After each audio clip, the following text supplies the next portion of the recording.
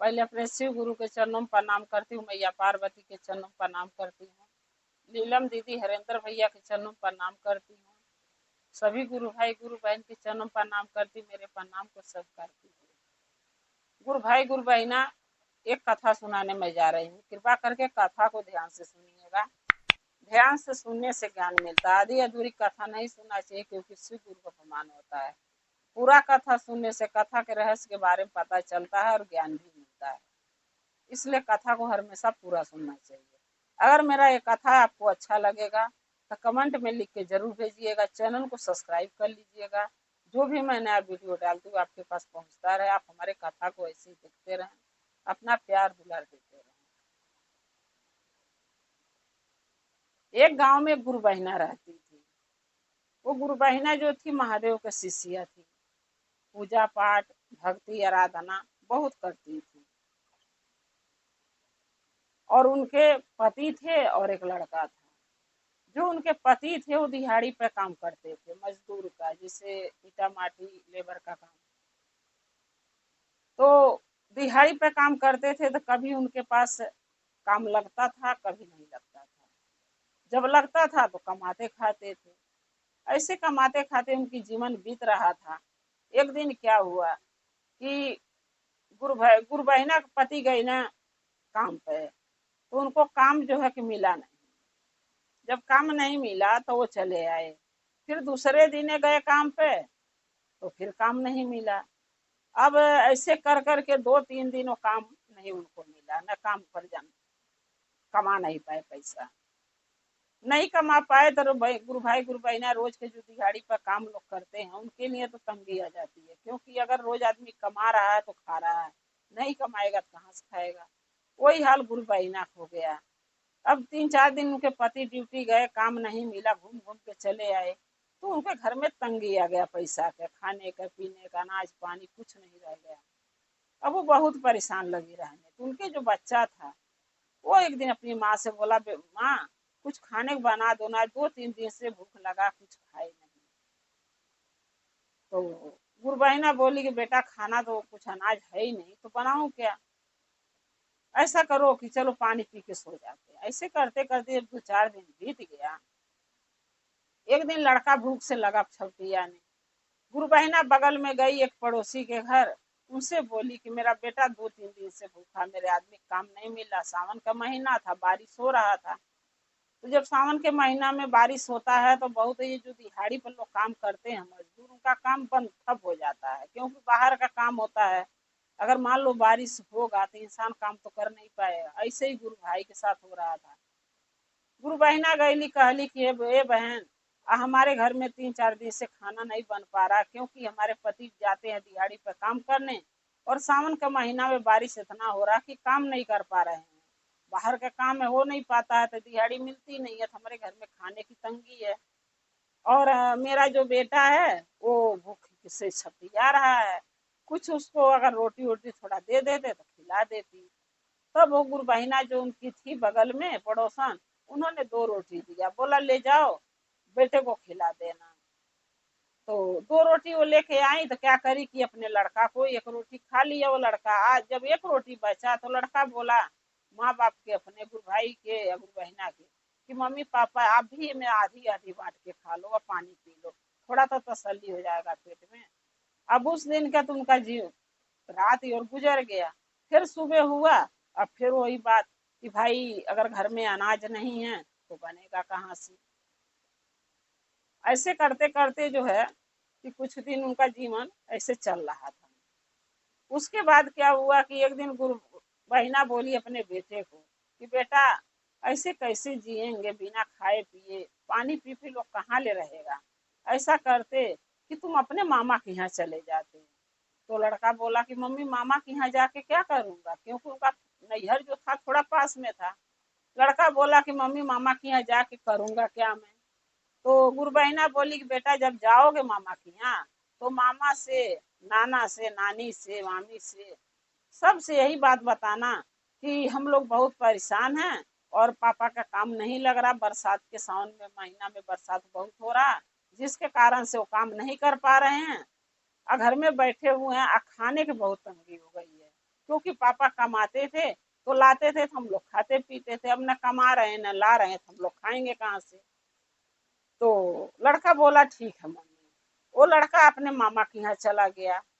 जब मामा के यहाँ गया तो उसके नाना पहले मिले, द्वार पे खटिया पर बैठे हुए थे। नाना ने बहुत प्यार से अपने जो नाती के बैठाए चरपाई पे। अब बोले बेटा बताओ हाल चाल अपने घर का। लड़का बोला कि नाना मैं क्या बताऊं हाल चाल, मेरे घर का हाल चाल बहुत स्थिति खराब है।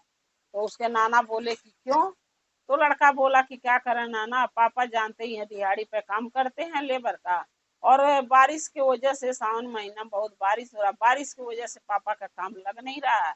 पापा जाते हैं घूम के चले आते हैं, और 4-5 दिन हो गया हम लोग कुछ भी खाना नहीं खाए हैं, जिसके वजह से बहुत परेशान है। और माँ भेजी है कि जाके अपने नानी नाना से कुछ अनाज मांग के लाओ, जिसके वजह से हमारे घर का रोजी खाना पीना चलेगा।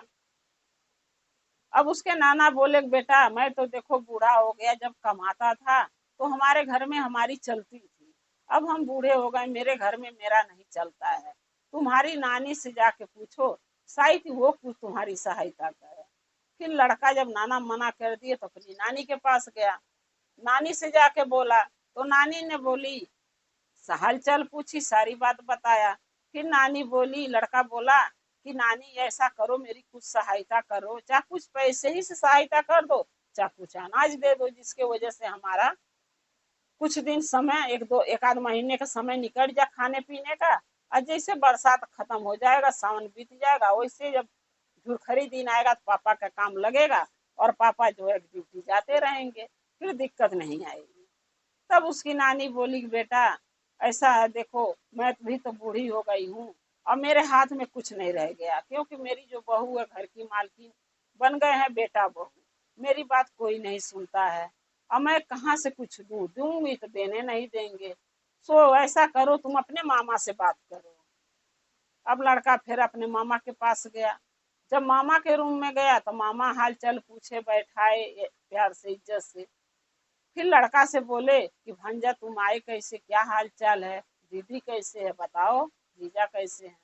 सबका परेशानी बताया और लड़का बोला कि मामा मम्मी भेजी है कि जाके मामा के यहाँ से कुछ मांग के लाओ, चाहे अनाज अच्छा कुछ पैसे, 1 महीना कैसो हमारा परिवार नून रोटी खा के हमारी जिंदगी बीत जाए। तो जैसे बरसात खत्म होगा पापा अपना कमाएंगे तो कोई दिक्कत नहीं रहेगा। दिहाड़ी का काम है, पापा काम चल नहीं रहा बरसात की वजह से।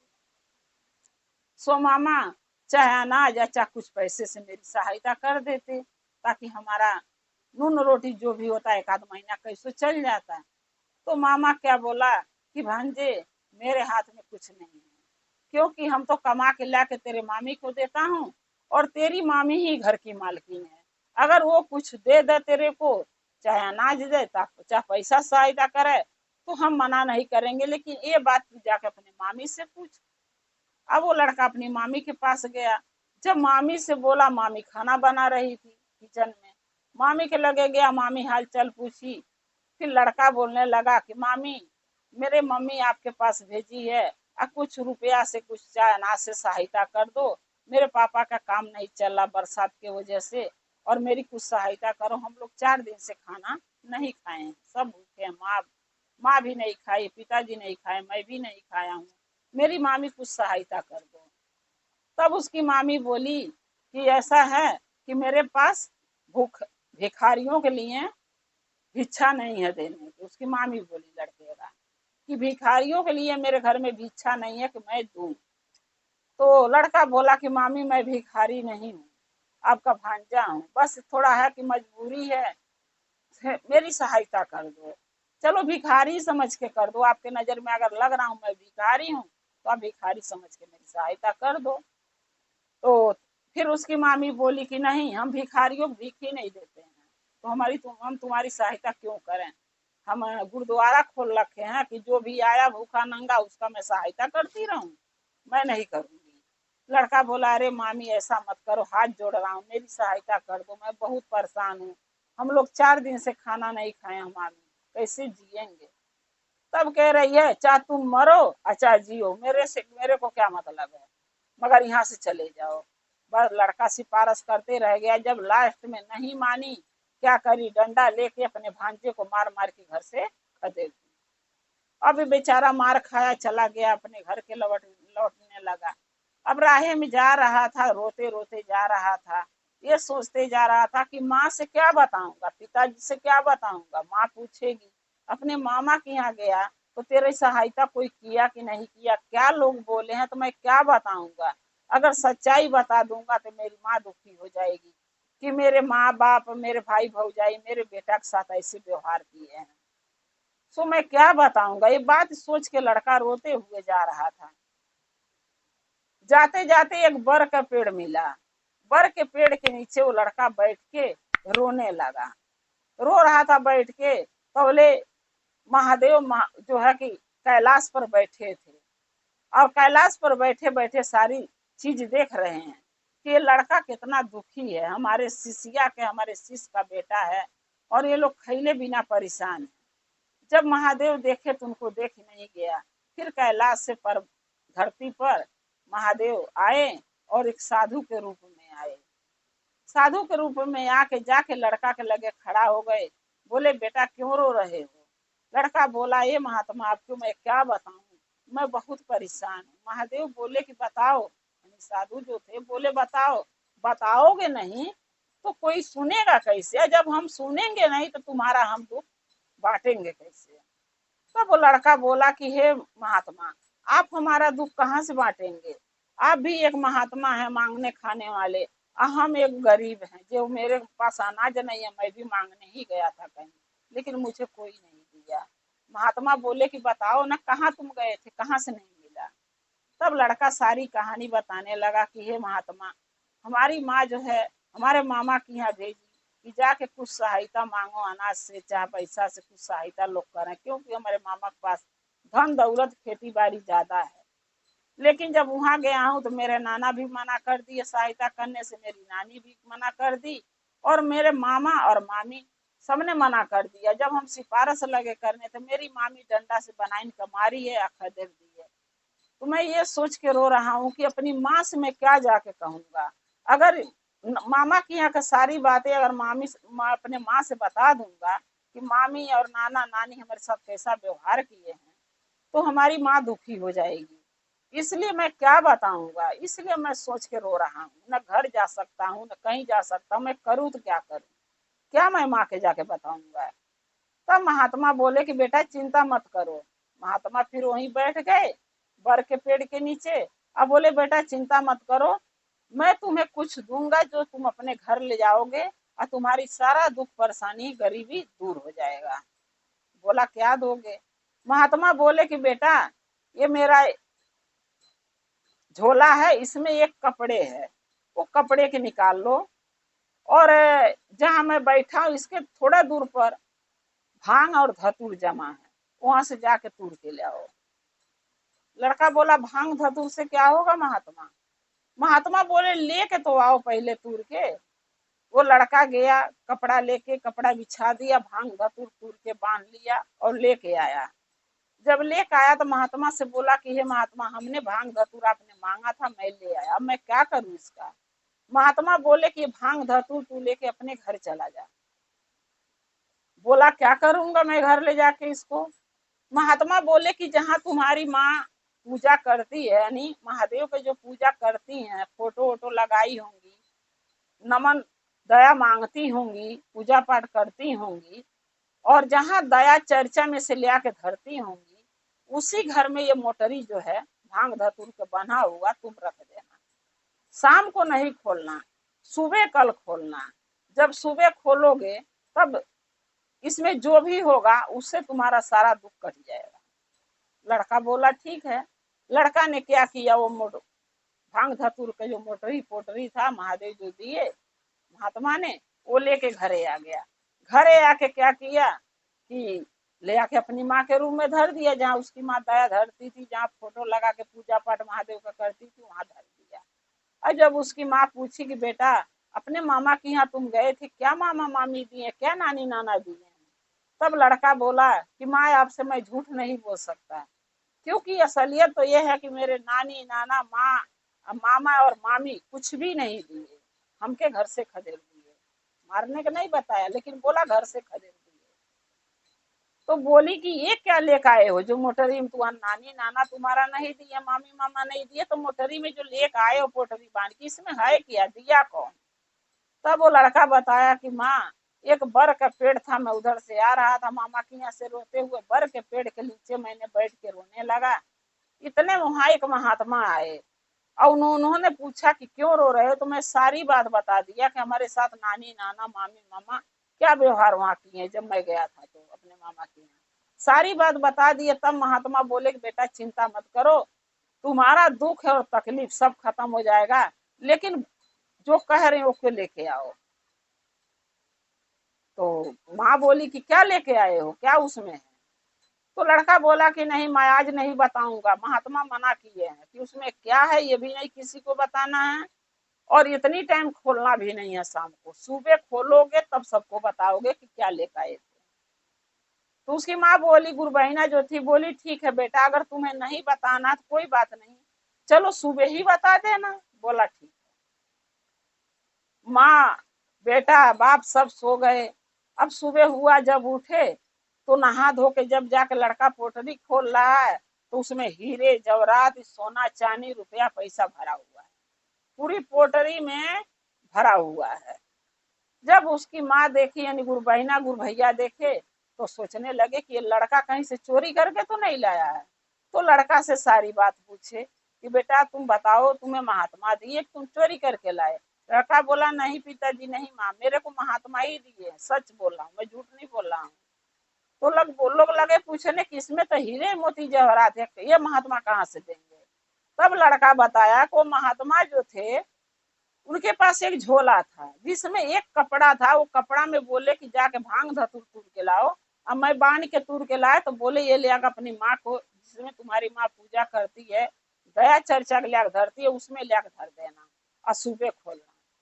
सो मैंने सुबह खोला और इसमें भांग धतूर था, हीरे मोती सोना चांदी रुपया पैसा हो गया। पता नहीं कैसे हो गया माँ। तब गुरु बहिना बोली कि हे बेटा, हम इतना दिन से महादेव का चर्चा कर रहे हैं, भजन कर रहे हैं, नमन कर रही हूँ, लेकिन आज तक महादेव का मुझे दर्शन नहीं हुआ, लेकिन तू महादेव का दर्शन करके आ गया। वो जो महात्मा थे वो कोई और नहीं था, कोई संत नहीं थे, वो महादेव थे, देवों के देव महादेव, जो तुम्हें आके भांग धतूर दिए हैं, हमारे घर का दुख काटने के लिए धन दौलत हमें दिए हैं, ताकि हम लोग भी दुखी ना रहे, हमारे घर में भी 2 वक्त की रोटी मिल सके, घर द्वार बन सके। अब वही रुपया पैसा से गुरु बहिना गुरु भैया और लड़का मिल के अपना घर द्वार बनाए, मकान और धन दौलत रुपया पैसा सब उनके घर में सुख सुविधा का हर सामान महादेव दे दिए, जो एक परिवार में जरूरत पड़ता है, खाने से लेके पीने तक पहनने तक, वो सब महादेव उसका भंडार भर दिए, और उनके घर में जो गरीबी थी वो खत्म हो गई। तो इसीलिए कहते हैं गुरु भाई गुरु बहिना, हमारे देव महादेव भोले जरूर हैं, लेकिन जब देते हैं तो क्या लोग कहते हैं, छप्पर फाड़ के देते हैं। इसलिए कहते हैं कि महादेव सब देखते हैं, हम क्या बुरा कर्म कर रहे हैं, अच्छा कर्म कर रहे हैं, हम कहाँ जा रहे हैं, क्या कर रहे हैं, वो सब देखते हैं, हम कुछ नहीं देखते हैं। क्यों? हम पर नजर उनकी रहती है, लेकिन हम लोग उनको नहीं देख पाते हैं, वो हैं कहाँ? वो हर जीव जंतु इंसान में सब में वास करते हैं। बस समझने के और मानने की जरूरत है कि हाँ भगवान हमारे अंदर महादेव विराजमान है। गुरु भाई गुरु बहिना, जैसे वो गुरु भैया गुरु बहिना का दुख भोलेनाथ आके दूर करके गए, उनके दुख परेशानी कष्ट दूर कर दिए, खाने पीने तक का मोहताज थी उनके घर में, सब वो दे दिए खाने पीने का। वैसे महादेव शिव गुरु सबका भला करें और सबका दुख परेशानी जो है दूर करें और सबका रक्षा करें। गुरु भाई गुरु बहिना, अगर मेरा एक कथा अच्छा लगा तो कमेंट में लिख के जरूर भेजिएगा, चैनल को सब्सक्राइब कर लीजिए, जो भी मैं नया वीडियो डालती हूँ आपके पास पहुंचता रहे। आप हमारे वीडियो के देखते रहें, अपना प्यार अपना दुलार देते रहें, हम और आप शिव परिवार से ऐसे ही जुड़े रहें। हर हर महादेव, घर घर महादेव, महादेव की दया और कृपा सदा आप लोग पर बना रहे। जय शिव गुरु।